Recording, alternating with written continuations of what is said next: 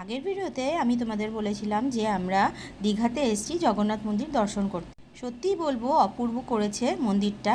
আর প্রচুর জায়গা জুড়ে বিস্তৃত, তো তাই বয়স্কদের একটু হাঁটাচলা করতে অনেক সমস্যা হতে পারে। আর এখানে দুষ্টুটাকে দেখেছো? ওই বড় ওখানে যে বড় বাচ্চা ছেলেটা রয়েছে, ওই ছেলেটাকে ও হুম্বিতুম্বি করছিল। ভাবো একবার কি দুষ্টু হয়েছে। সন্ধেবেলা কিন্তু জগন্নাথ মন্দির অসামান্য দেখতে লাগে, অপরূপ শোভা তার।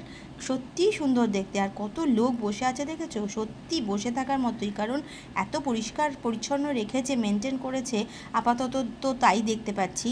আর এত সুন্দর করে পরিষ্কার করে রেখেছে, সবসময় পরিষ্কার হচ্ছে। আর দ্বিতীয়ত এখানে এত হাওয়া যে বসে থাকার মতোই জায়গা। আর হোটেলে এসে যথারীতি দাদানের সঙ্গে উনি গল্প করছেন, দেখো হাঁ করে তাকিয়ে রয়েছে।